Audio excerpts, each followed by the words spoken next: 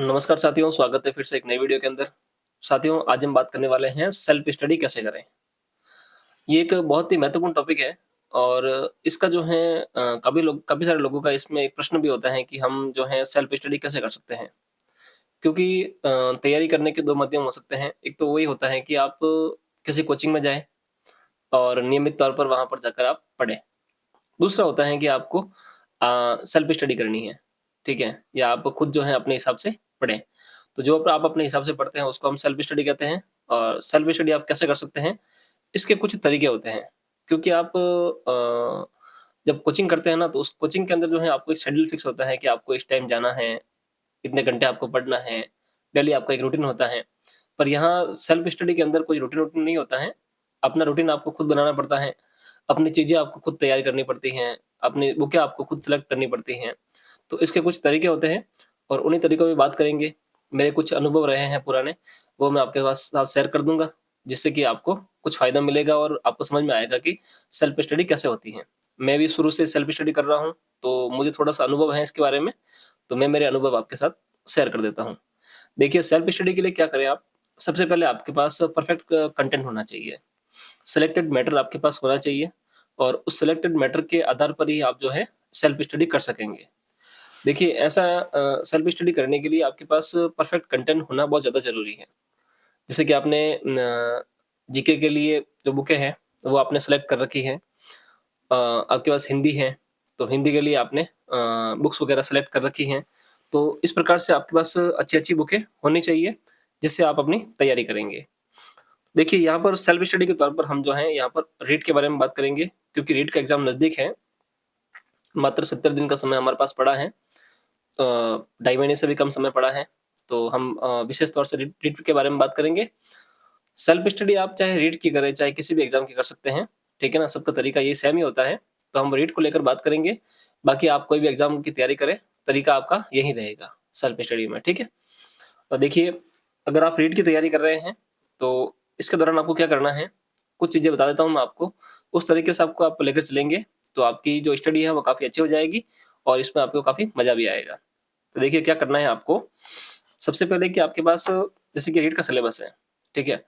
आपको यहाँ पर साइकोलॉजी मिलेगा, हिंदी मिलेगा, इंग्लिश या संस्कृत में से कोई एक लैंग्वेज मिलेगी दूसरी और आपको यहाँ पर अगर आपका सब्जेक्ट है, तो वो आपका सब्जेक्ट मिलेगा या फिर आपको एसएसटी मिलेगा या फिर आप लेवल फर्स्ट हैं तो आपको पर्यावरण या मैथ मिलेगी, ठीक है? ये आपका कुछ इसमें सिलेबस रहेगा। इसमें दोस्तों आपको तैयारी कैसे करनी है? जैसे कि आपका हो गया हिंदी, तो हिंदी आपने 10th तक पढ़ा है और हिंदी लगभग सबका ठीक-ठाक होता है, ठीक है? यानी कि अच्छा ही होता है। तो हिंदी में सबको दिक्कत नहीं आती है।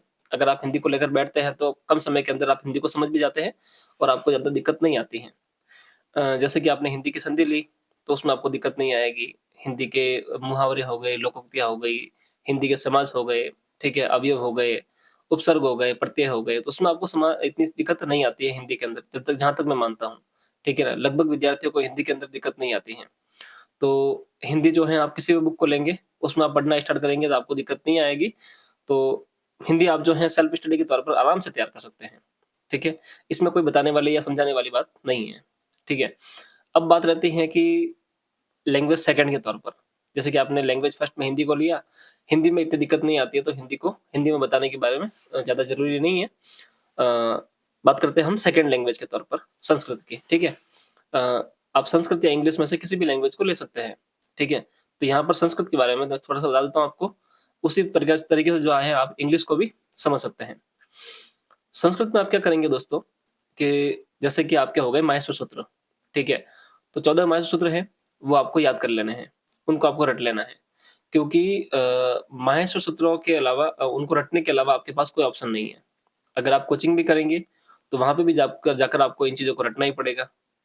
आप अगर हिंदी के अंदर बात करें तो आप लोकोक्तियाँ हो गई, मुहावरे हो गए, पदबंध हो गया, ये भी जो है आपको वहाँ पर जाकर भी अब आप कोचिंग भी करेंगे तो भी आपको वहाँ पर जाकर इन चीज़ों को रटना ही पड़ेगा। इसमें कोई शॉर्टकट नहीं होता है, इसका कोई ट्रिक नहीं होता है, इनको आपको रटना ही पड़ेगा।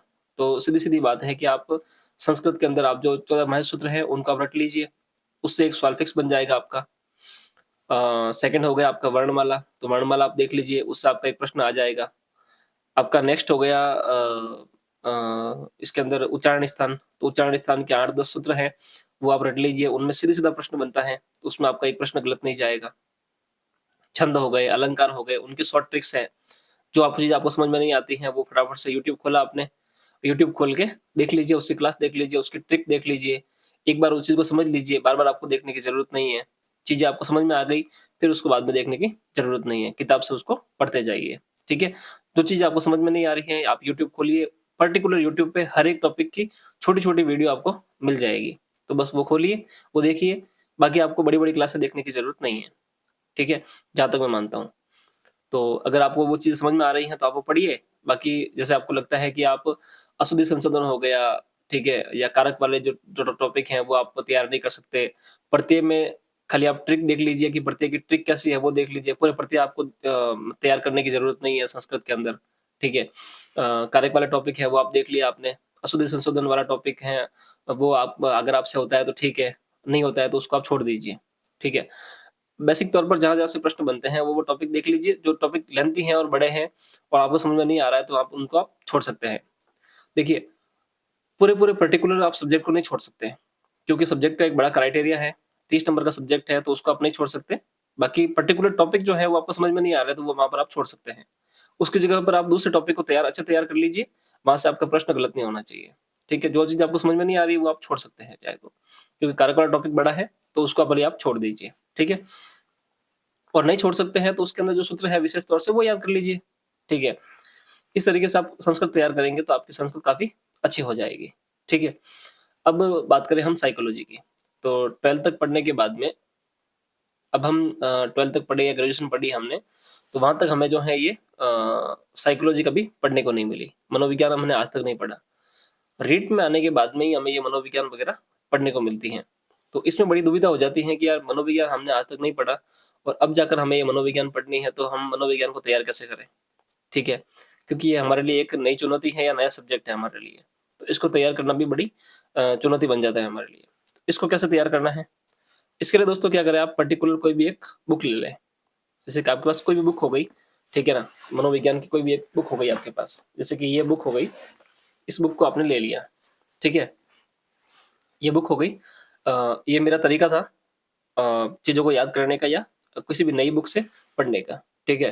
कि हम उस बुक को कैसे तैयार कर सकते हैं।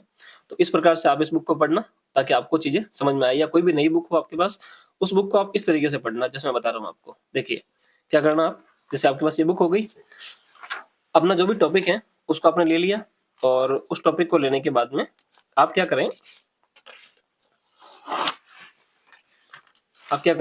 कि टॉपिक को आपने ले लिया, जैसे आपके पास हो गया मनोविज्ञान, ठीक है? तो यहाँ पर आप लिखिए मनोविज्ञान के अंदर, ये हो गया मनोविज्ञान, तो मनोविज्ञान के अंदर लिखिए मनोविज्ञान का अर्थ। सिर्फ आपको टाइटल टॉपिक लिखना है। जो टाइटल टॉपिक है ना, बड़े वाले टॉपिक जो हैं ब्लैक लाइन में, वो आपको लिखने हैं, ठीक है ना? ये टाइटल टॉपिक हो गया इसका मनोविज्ञान का अर्थ, ठीक है? दूसरा लिखिए आप मनोविज्ञान की परिभाषा। तीसरा लिखिए आप मनोविज्ञान का क्रमबद्ध विकास, ठीक है? तो यहाँ तक आपके ये लगभग ये पेज जो है आपका पूरा हो गया मनोविज्ञान वाला, ठीक है? अब आ जाती है आपके यूनिट फर्स्ट, तो यहाँ से लाइन खींच दीजिए, सेकंड आप लिखना स्टार्ट कीजिए यहाँ से, बाल विकास यूनिट फर्स्ट, इसके अंदर आप एक अपना जो है वो लिखिए सबसे पहले ये पैराग्राफ में बाल मनोविज्ञान, ठीक है? बाल मनोविज्ञान हेडिंग लगाई आपने, फिर उसके बाद में दूसरी हेडिंग लगा, दूसरे जो है आपके जो यहाँ पर टॉपिक है वो है बाल विकास का इतिहास, ठीक है? तो ये बाल विकास का इतिहास आपने यहाँ पर लिख दिया। फिर आप लिखिए, इसके अंदर आपको कुछ लिखने की जरूरत नहीं है, सिर्फ आपको मोटे-मोटे तौर पर जो हेडिंग है ना वो आपको लिखनी है। फिर लिखिए बाल विकास की परिभाषाएं, फिर आप लिखिए बाल मनोविज्ञान और बाल विकास में अंतर, फिर आप लिखिए यहाँ पर विकास और अभिवृद्धि में अंतर, ठीक है?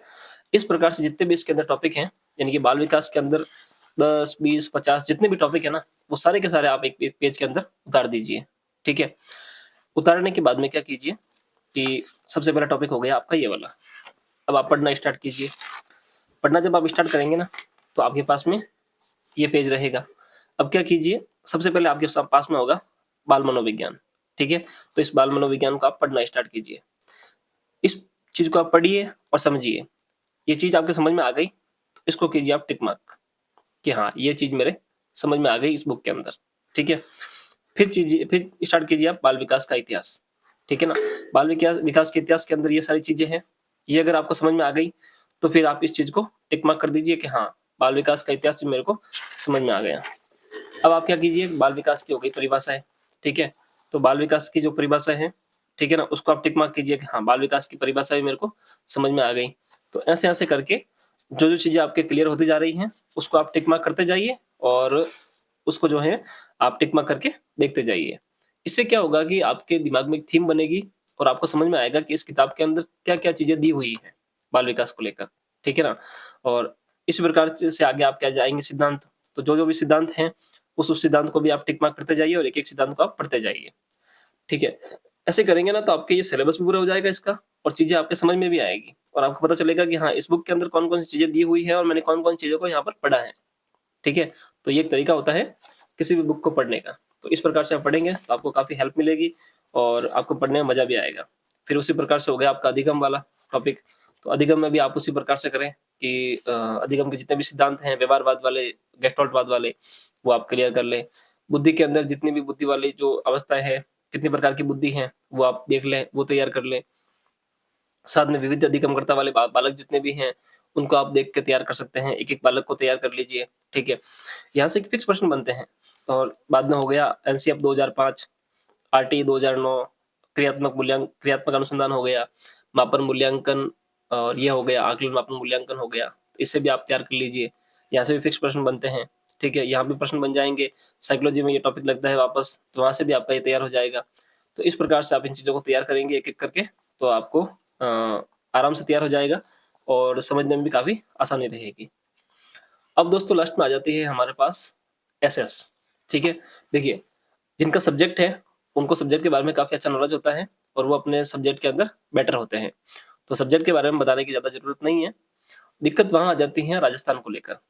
काफ़ी सारे विद्यार्थी हैं जो पहली बार एग्ज़ाम दे रहे हैं, तो उनको राजस्थान पढ़ने में काफ़ी दिक्कत आ जाती है और उसमें भी साइंस मैथ वाला जो विद्यार्थी हैं, उनको बड़ी दिक्कत आती है राजस्थान को पढ़ने में और समझने में। क्योंकि राजस्थान का जो क्राइटेरिया है बहुत बड़ा है और राजस्थान बहुत बड़ा होने के कारण उसको समझने में भी काफ़ी दिक्कत आती है। पढ़ना उसको बड़ा मुश्किल हो जाता है। मैंने जहाँ तक देखा है कि राजस्थान को पढ़ने वाले जो अधिकतर विद्यार्थी है ना, वो राजस्थान की शुरुआत करते हैं राजस्थान के राजवंशों से। यानी कि आपने राजस्थान का राजवंश लिया और वहाँ से पढ़ना आपने स्टार्ट किया।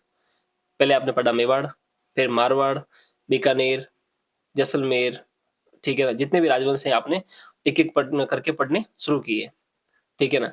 और पढ़ते-पढ़ते जब शुरुआत करते हैं ना मेवाड़ की, तो मेवाड़ की शुरुआत करते-करते महाराणा प्रताप तक आते हैं, अमर सिंह तक आते हैं और वहाँ पे आने के बाद में वो बोरिंग सा हो जाते हैं और आगे उनको समझ में नहीं आता है और वहाँ पे छोड़ देते हैं।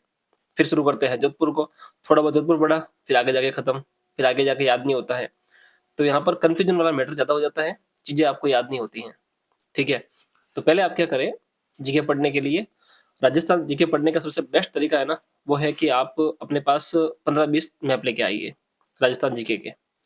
राजस्थान जीके के 15-20 मैप लेके आ जाइए, उन मैप को अपने सामने रखिए और जितने भी जिले हैं ना, पुराने वाले जिले, वो पढ़ना शुरू कीजिए, ठीक है ना?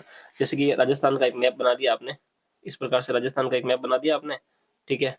राजस्थान का मैप बन गया, अब क्या कीजिए कि यहाँ पर आप नोट कीजिए, गंगानगर, हनुमानगढ़, बीकानेर, बाड़मेर, जैसलमेर, ठीक है? सिरोही हो गया, पाली हो गया, यहाँ पर डूंगरपुर, बांसवाड़ा, ठीक है? कोटा, बूंदी, फिर ये अलवर, भरतपुर, जयपुर, दौसा, ठीक है?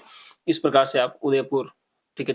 चित्तौड़ यहाँ पे चित्तौड़ हो गया, उदयपुर हो गया, ऐसे करके आप इन चीज़ों को तैयार करना शुरू कीजिए। सारे जिले आपने जो पुराने वाले जिले थे वो लिख दिए, फिर उसके बाद में आप उन जिलों को लिखना स्टार्ट कीजिए जो नए बने हैं, ठीक है? पुराने वाले जिले हो गए, फिर बाद में नया स्टार्ट कीजिए आप नए वाले जिले। जैसे कि बीकानेर हो गया तो बीकानेर के पास में ये हो गया अनूपगढ़, ठीक है? फिर यहाँ पे जालोर के बाद में सांचौर बना यहाँ से अलग, ठीक है? तो यहाँ पे जो पाली के और अजमेर के बीच में एक बना जिला वो ब्यावर बना, ठीक है? उदयपुर के पास में सलूम्बर बना, तो ऐसे करके काफ़ी सारे जिले हैं, सीकर के बाद में नीम का थाना बना, तो ऐसे-ऐसे करके जो है आप सारे 50 जिलों को याद कर लीजिए, ठीक है? बार-बार उन जिलों को लिखिए, मैप के अंदर आप उन जिलों को बार-बार लिखेंगे तो आपको जिले आराम से याद भी हो जाएँगे, ठीक है? जब सारे जिले आपको आराम से याद हो जाएँ, फिर बाद में क्या कीजिए आपकी जो राजस्थान की भौतिक विशेषताएँ हैं, उनको पढ़ना स्टार्ट कीजिए। भौतिक विशेषताएँ आपकी कंप्लीट हो गई। फिर आप क्या कीजिए, एक नदियों को पढ़ना स्टार्ट कीजिए। नदियाँ आपकी कंप्लीट हो गई अच्छे से। फिर आप क्या कीजिए, राजस्थान के जो कृषि प्रदेश है, उनको पढ़ना स्टार्ट कीजिए, ठीक है? कृषि प्रदेश के बाद में मिट्टियों को पढ़ना स्टार्ट कीजिए। यानी कि राजस्थान की ज्योग्राफी आप लगभग-लगभग पूरी कर लीजिए एक बार। राजस्थान की ज्योग्राफी आपकी पूरी हो जाएगी, तो आपका राजस्थान का जो बेसिक स्ट्रक्चर है ना, वो आपको समझ में आ जाएगा कि राजस्थान के अंदर कौन-सा जिला कहाँ पर है, कौन-सी नदी कहाँ पर है, किस जिले की सीमाएँ किसके साथ लगती हैं, किस जिले की सीमा किस राज्य के साथ लगती हैं, ये सारी चीज़ें आपको समझ में आ जाएगी, ठीक है?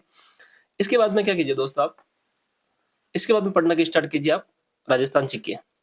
तो जब जीके की शुरुआत करेंगे ना आप, तो शुरुआत करेंगे आप राजस्थान की जीके में और राजस्थान के सभ्यताओं से, ठीक है? मान लेते हैं कि आपने सभ्यताओं से शुरुआत की और आपको सभ्यताएँ पढ़नी ही है, ठीक है?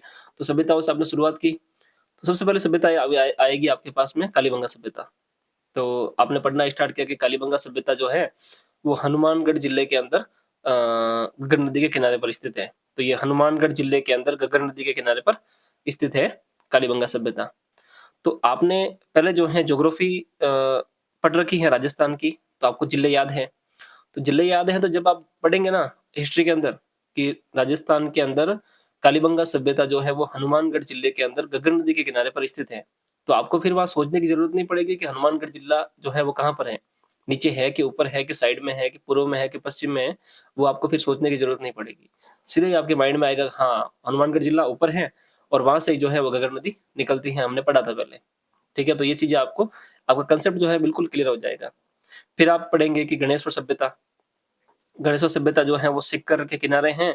सिक्कर के नीम के थाना के अंदर कांतली नदी के किनारे पर हैं, ठीक है? तो जैसे ही आप याद करेंगे, पढ़ेंगे वहाँ पर कि सिक्कर के अंदर नीम का थाना कांतली नदी पर गणेश्वर सभ्यता है। तो यहाँ पर सीधा आपके मैप दिमाग में आएगा और आपको चीज़ें आराम से याद हो जाएगी, ठीक है? तो इस प्रकार से आप याद करेंगे। शासक के बारे में पढ़ेंगे आप क तो शासक कौन-कौन से थे? किस शासक ने कहाँ पर युद्ध किया, कहाँ पर कौन-सी चीज़ें बनवाई, वो किस समय कहाँ से लड़ने के लिए गए, ठीक है? तो वो सारी चीज़ें जो हैं एक दूसरे जिले पर आधारित हैं, तो आपको चीज़ें आराम से समझ में आएगी, ठीक है? आपको आप जब महल, दुर्ग, स्मारक, बावड़ियाँ वगैरह पढ़ेंगे तो आपको वो भी चीज़ें आराम से समझ में आ जाएगी कि हाँ, वो वास्तव में हमने जो पढ़ा है वो कहाँ पर है। जैसे चाँद बावड़ी, अमरनेरी, दौसा, दौसा कहाँ पर है? तो जयपुर के पास में दौसा है। ये चीज़ें आपको आप जब ज्योग्राफी पहले पढ़ेंगे ना तो आपको बाद में चीज़ें आराम से याद हो जाएगी, ठीक है? फिर आप पढ़े राजस्थान की हिस्ट्री के बाद में आप पढ़े राजस्थान के कल्चर को पढ़ना स्टार्ट कीजिए, ठीक है? इस प्रकार से आप पढ़ेंगे ना और इस तरीके से आप सेल्फ स्टडी करेंगे, तो चीज़ें आपको आराम से याद रहेगी। साथ ही साथ अपने छोटे-छोटे नोट्स बनाते रहे, जिससे कि आपके जो चीज़ें हैं या हुक पॉइंट जो है वो बनाते रहे, ताकि चीज़ें आपको लंबे समय तक याद रहें, ठीक है? जैसे कि मैं आपको छोटा-सा बताता हूँ। मैंने याद किया था कि क्रांति के समय शासक कौन-कौन से थे, यानी कि क्रांति के समय ब्रिटिश पॉलिटिकल एजेंट कौन-कौन से थे, ठीक है? तो आपको ये चीज़ें लंबे समय तक याद नहीं रहती हैं, बार-बार याद करते हैं, बार-बार भूल जाते हैं। तो इसको कुछ हुक पॉइंट बनाइए, ऐसे कुछ अपने दिमाग में कुछ हुक पॉइंट बनाइए, जिससे चीज़ें जो हैं आपके दिमाग में काफ़ी समय तक स्थिर रहें, लंबे समय तक आपको याद रहें। जैसे कि मैंने बनाया था कि कोटा के अंदर था मेजर बटन, ठीक है? तो मैंने याद किया था कि कोट के जो हैं बटन होते हैं, तो कोटा के अंदर हो गया मेजर बटन। जयपुर के अंदर था मेजर शावर्स, तो हम जब नहीं ईडन गार्डन, जयपुर के अंदर था ईडन, ठीक है? तो जयपुर के अंदर मैंने याद किया था कि जयपुर के अंदर एक गार्डन है जिसका नाम है ईडन गार्डन, ठीक है? और उदयपुर का मैंने याद किया था मेवाड़ का, उस समय था मेवाड़ में मेजर शावर्स। तो हम जब उदयपुर जाते हैं तो वहाँ पर फव्वारे होते हैं, बारिश-वारिश होती है हल्की-हल्की, तो वहाँ पर जो है शावर की तरह हमें लगता है, ठीक है? तो ऐसे मैंने याद किया था। तो इस तरीके से जो है आप याद करना स्टार्ट कीजिए, छोटे-छोटे हुक पॉइंट बनाइए और चीज़ों को याद कीजिए, अपने नोट्स बनाइए छोटे-छोटे, ठीक है? उससे चीज़ें आपको लंबे समय तक याद रहेगी। अभी आपके बनाए हुए नोट्स आपके आगे जाकर रीट प्री के बाद में मेंस के अंदर भी काम आएँगे। आगे कर्मचारी चयन बोर्ड की काफ़ी सारी भर्तियाँ हैं, उनके अंदर भी ये चीज़ें आपके काम आएगी।